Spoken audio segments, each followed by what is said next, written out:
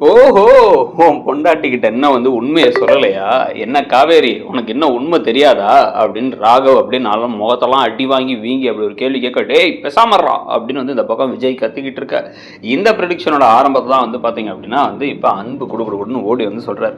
அந்த ராகவ் அவன் தான் கண்டிப்பா குழந்தைய கடத்தியிருக்கணும். எனக்கு தெரியும். ஏன் அப்படின்னு பார்த்தா அவன் வெளில வந்தது மட்டும் இல்லாம அவனோட கார் நம்ம ஊருக்குள்ள வந்ததா எனக்கு தகவலும் கிடைச்சிருக்கு. அவன் எங்க இருக்கான்னு மட்டும் கண்டுபிடிக்கணும். இதான் அவனுக்கு அவங்க அப்பா பசுபதிக்கு இருக்க இங்க இருக்க வீடு அப்படின்னு ஒரு வீட்டுக்கு கூட்டு போறாங்க. அந்த வீட்டுக்கு போய் போன உடனே விஜய் இங்க இருக்க ஆளுங்கெல்லாம் பிடிச்சி கேட்க, அவர் இங்க வரவே இல்லை. ராகவ் சாருக்கும் பசுபதி சாருக்கும் கொஞ்சம் சண்டை ஆயிடுச்சு. அதனால அவர் இந்த பக்கம் வராரான்னு சொல்லிட்டாரு. அதனால இங்கெல்லாம் யாரும் இல்லை, தயவு செஞ்சு நீங்க இங்க தேவையில்லாம பிரச்சனை பண்ணாதீங்க, நாங்க முன்ன மாதிரிலாம் இல்லை, எங்க விஷயத்துல தலையிடாதீங்க, நாங்களும் உங்க விஷயத்துல தலையிட போறதில்லை, நீங்க ராகவ் சார் கூட உங்களுக்கு பிரச்சனைனா அவர் எங்க இருக்காருன்னு பாருங்க அப்படிங்கிறாங்க.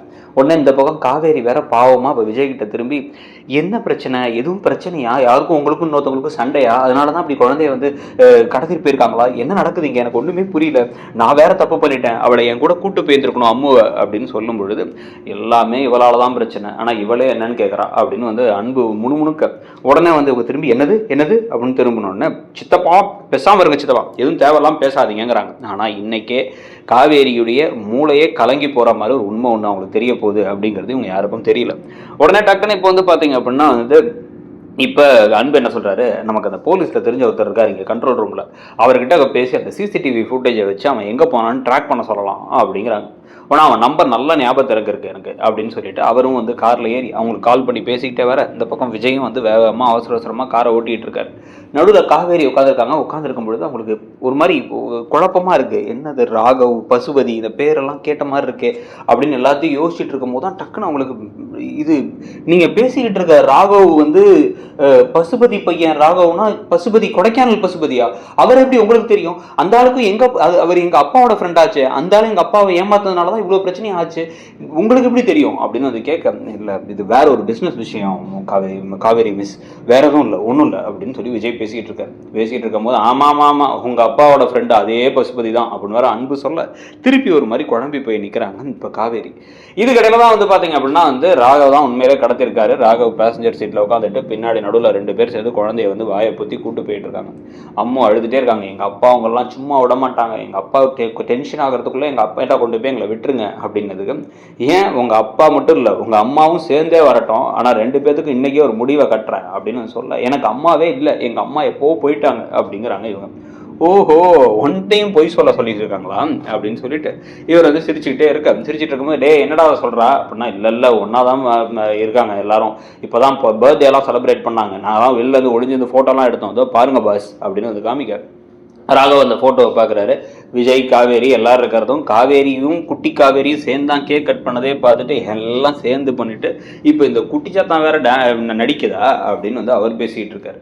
பேசிக்கிட்டு இருக்கும்போது அந்த குழந்தை தேம்பி அழ ஆரம்பிக்கும் பொழுதே டே என்ன பசிக்கிறனா அதுக்காக பிஸ்கட்டை கொடுத்து அமைதியாக இருக்க சொல்கிறா, சும்மா நசன்ட்டு அப்படின்னு இவர் பேசிக்கிட்டு இருக்காரு. இதே சமயத்தில் இந்த பக்கம் காவேரி விஜய் கிட்டக்க, எனக்கு எல்லாமே ரொம்ப குழப்பமா இருக்கு, நீங்கள் ஏன் என் பின்னாடியே வரணும், அதே மாதிரி எதுக்கு அந்த ராகவ் பசுபதி பையன் ராகவ் எதுக்கு உங்க குழந்தைய கடத்தணும், உங்களுக்கும் அவங்களுக்கும் என்ன சம்பந்தம், பிசினஸ் விஷயங்கிறதுக்காக குழந்தைய கடத்துவாங்களா, அதுல என்ன நடக்குதுன்னு எனக்கு ஒண்ணுமே புரியல அப்படின்னு அவங்க பேசணும்னா, அவங்க ஜெயில இருந்து இப்பதான் வந்தாங்கிறாங்க, அப்போ ரொம்ப வருஷம் பகையா அவங்களுக்கு இடையில, நீங்க யாரு என்னதான் பண்ணிட்டு இருந்தீங்க அப்படின்னு மாத்தி கேட்க, எல்லாம் சொல்றேன் மிஸ் இப்ப முதல்ல இந்த பிரச்சனையை பார்ப்போம் மிஸ் அப்படின்னு சொல்லிட்டு இருக்கும் பொழுதே ஹைவேல சென்னையை நோக்கி வேகமா போயிட்டு இருக்கான்னு இப்பதான் தகவல் வந்துச்சு.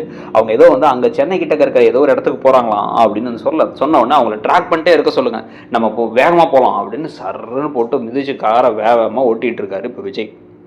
இதுக்கடையில தான் பாத்தீங்க அப்படின்னா இப்ப யமுனா கால் பண்றாங்க காவேரிக்கு, அக்கா அம்மு ஏதோ கடத்திட்டதா அம்மா சொல்லி அழுதுட்டு இருந்தாங்க, என்னக்கா ஆச்சு அப்படின்னா ஆமா அதுவும் யாரு கடத்தினான்னு சொன்னா கேட்டா நீ ஷாக் ஆயிடுவ, இவங்க காஞ்சிபுரத்துல இருக்காங்க, காஞ்சிபுரத்துக்காரங்கன்னு பார்த்தா இவங்களுக்கும் நம்ம அப்பா ஃப்ரெண்டு பசுபதி இருக்காருல்ல அந்த ஆளோட பையனுக்கும் ஏதோ பிரச்சனையா, அவன் தான் கடத்திருக்கான் அப்படின்னு. அக்கா நான் முதல்ல நானும் அங்க இருக்க போலீஸ் ஆபீசர்கிட்ட பேசுறேன், சப் கலெக்டர் பேசினா அதுக்குன்னு கொஞ்சம் மரியாதை இருக்கும், நான் பேசிக்கிறேன் அப்படின்னு சொல்லிட்டு அவங்க வேற போனை வைக்கிறாங்க. போனை வச்சதுக்கு அப்புறமா நிவின் கிட்டையும் அப்படியே கேளு, அது நிவினோட கசின் தானே அந்த ராகவ், அவன்கிட்ட அவன் எங்க இருக்கான்னு விசாரிக்க சொல்ல அப்படிங்கும் போது, நிவின் வேற அந்த பக்கம் நான் பாத்துக்கிறேன் அப்படின்னு அவர் வேற தனியா கால் பண்ணிட்டு இருக்காரு. எல்லாம் நடக்க இவங்களுக்கு அப்படியே கொஞ்சம் கொஞ்சமா நினைவுகள் அப்படியே லைட்டா வந்துட்டே இருக்கு. இந்த ராகவ் மிரட்டுறது, ராகவ் பசுபதி அவங்க கூட இருக்கும் போதெல்லாம் விஜயும் கூட இருக்க மாதிரிலாம் உங்களுக்கு ஒரு சின்ன சின்ன மெமரி வருது. ஆனால் என்னன்னு உங்களுக்கு ஒன்றுமே புரியல. தலையெல்லாம் வலிக்கிற மாதிரி இருக்கு. இவங்க அப்படியே தலையை பிடிச்சிட்டே இருக்க விஜய் வேகமாக வண்டி ஓடிட்டு இருக்கவர் அந்த ரியர் வியூ மிரரில் பார்க்குறாரு. மிஸ் என்னாச்சு என்னாச்சு, ஏன் நீங்கள் தலையை பிடிச்சிட்டு இருக்கீங்க அப்படின்னா வந்து தம்பி விஜய் சீக்கிரம் போப்பா, அதை கேட்கறதுக்கு டைம் ஆப்பா அப்படின்னா இல்லை என்னன்னு தெரியல, எனக்கு ரொம்ப ஏதோ குழப்பமா இருக்குது, தலை ரொம்ப வின்னு வழிச்சிட்டே இருக்கு, என்னன்னே எனக்கு புரியல, ஏதோ தப்பாக இருக்குது, எல்லாமே ஏதோ தப்பாக இருக்குது அப்படின்னு வந்து காவேரி பேசிக்கிட்டே வராங்க. பேசிக்கிட்டே வரும்பொழுதே டக்குன்ட்டு வந்து அன்புக்கு ஒரு கால் வருது. கால் வந்தோடனே வந்து பார்த்தா அன்பு என்ன சொல்கிறாரு அப்படின்னா வந்து விஜய் விஜய் விஜய் அந்த அம்பத்தூர் கிட்டக்க அந்த ஆளுக்கு ஒரு இடம் ஒன்று இருந்துச்சு, ஒரு வீடு.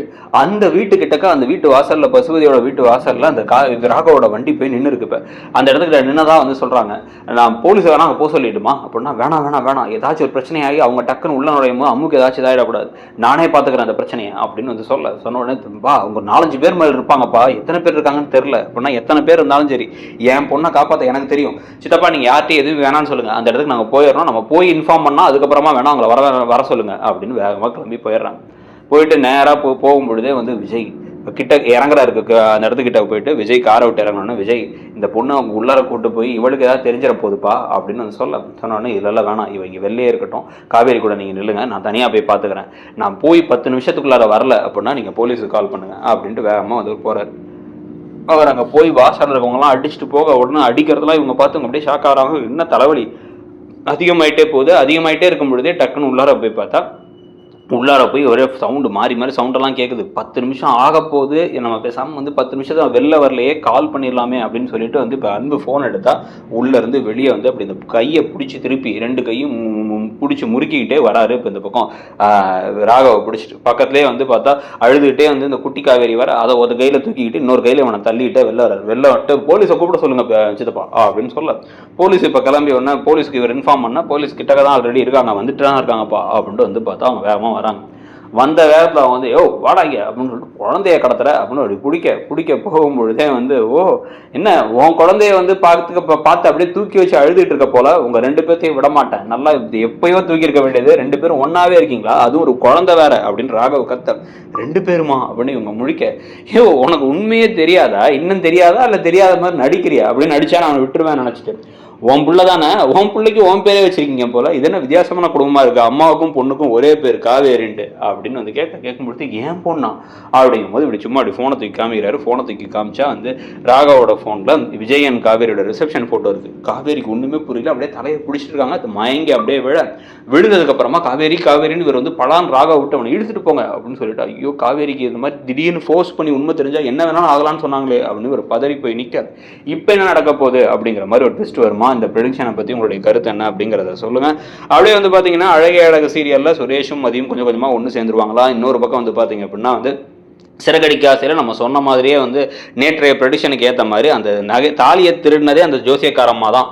இதை நிரூபித்து கடைசியில் இப்போ திருப்பி மீனா அந்த வீட்டுக்கு போய் திருப்பி வீட்டு வேலையெல்லாம் பார்க்க போகிறாங்களா. நீங்கள் என்ன நினைக்கிறீங்க அதை பற்றிங்கிறதையும் சொல்லி இடம்பொருள் சேனலை சப்ஸ்கிரைப் பண்ணலன்னா சப்ஸ்கிரைப் பண்ணிக்கோங்க. தேங்க்யூ.